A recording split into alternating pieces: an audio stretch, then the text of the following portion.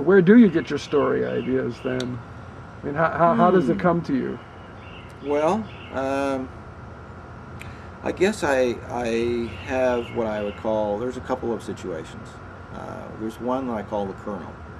The kernel is the I guess the spark of the story. I'll give you an example. I wrote another story, and the original kernel was simply of a man and a woman, okay, and they're kind of across a room, and they look at each other, they see each other, and they can't help themselves, but they both start removing their clothing, okay, and they're in a restaurant, and there's always people that are eating, and they're kind of like start seeing, this man and this woman, and they remove their clothes, and so what happens then is once they've done that, they start running towards each other, and they run faster, faster, faster, faster, and then they just smash into each other.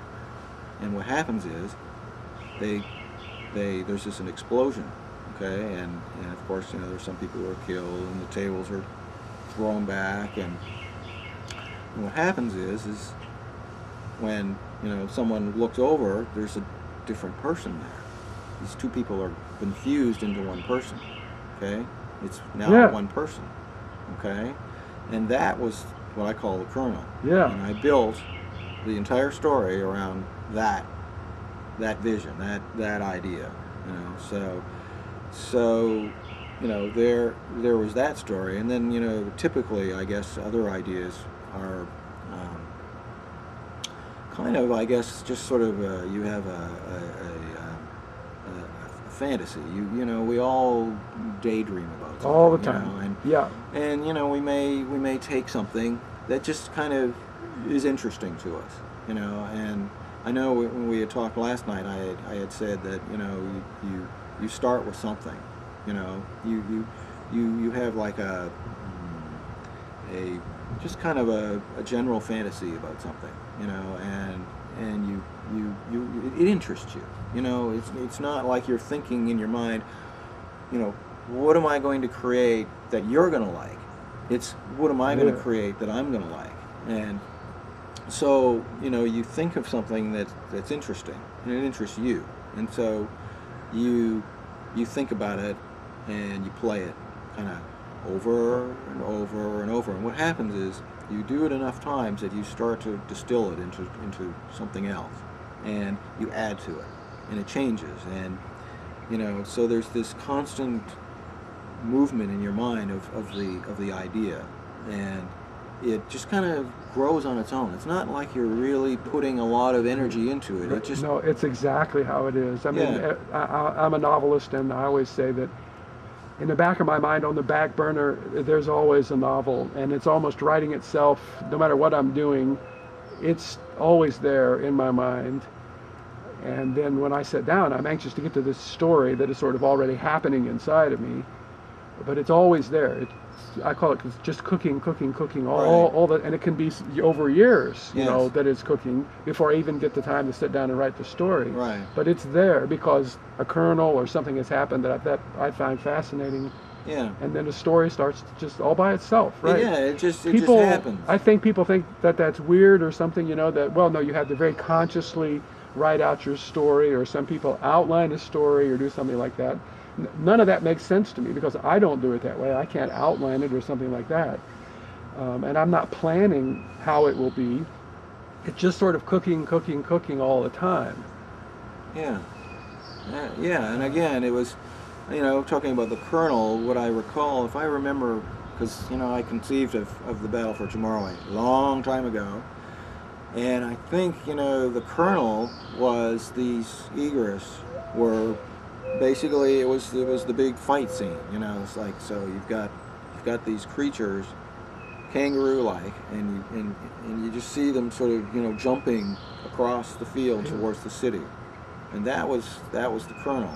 You see these kind of kangaroo-like creatures, great big legs and long tails, and only they've got lots of big teeth, lots of claws, and about 10 feet tall, and so I see them like storming the Arana city, and So that was, I think, the kernel, and developed the story around that. And that's actually one of my favorite parts of the novel is that scene. It's kind of what, it's even more than 3/4 of the way through. It's probably 80%, through, because it's the climax. It's the climax, and it's the big scene. But what I like about the novel is that you've spent so much time with these creatures that you identify with them as kind of the good guys, and they keep getting pounded and pounded by this technologically superior culture, and yet trying to fight back, so that you've identified with them as the good guys so much that when the big scene comes and they're finally on this attack,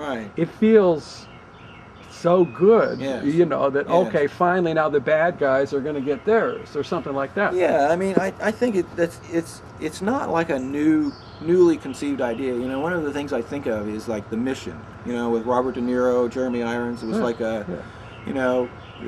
what originally you think of as modern man. Comes across the ocean in his boat with his weapons and is just organized and technologically advanced, and goes into an inferior culture, or what they consider to be an inferior culture, which was I believe the Indians. Yeah. And just kind of march in there and start killing them, or taking whatever it is they want from them. And, there's this turnaround where you begin to ask yourself, as the movie progresses, who really is the primitives, and who are the culturally advanced society? And I think, in watching that movie, you realize it was the Indians who were the advanced culture, and it was us, it was the inferior culture. And so the notion, I guess, is there's that similarity in terms of where the egrets are. They're feral. They hunt. They go out, and their only interest is to go out, hunt, kill, eat. They don't kill for the sake of killing. They kill to eat. They don't take too much. They don't destroy their environment. They basically use their environment, and they prosper. And with the Arana, they're like us.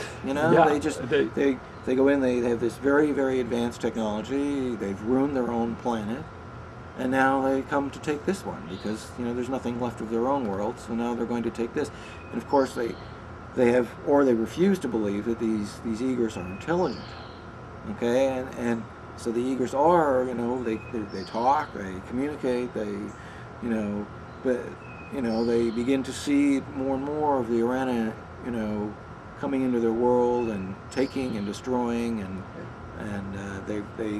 the thing about the egrets is they make them such good hunters is they have a sort of a hide that sort of like a chameleon-like hide where they any background, their hide will just change to adjust to the background that they're in. And of course, for the Arana, that makes them really interesting to have to decorate their walls and their floors and their clothing, because it just changes to match their background. So really, the Arana are after the egrets because of their hides, and which is kind of this ultimate evil kind of thing, or at least how a modern culture gets so blind to nature and that everything is about just taking for yourself and controlling it. And that's essentially what they were doing. Is they were going in and you take out all of it's what we've done. We can sit out here outside we're in the city. I'm not worried. You're not worried that some bear is going to come in and maul us, or a lion or whatever dangerous animal. We've killed them all. We have, where we live here, we have a tremendous problem with deers.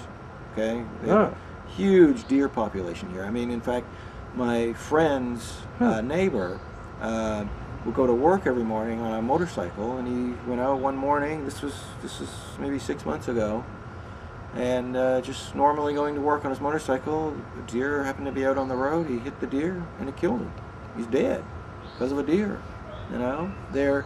There's just deer everywhere here. And the reason, the point I'm trying to make is we killed all of the predators.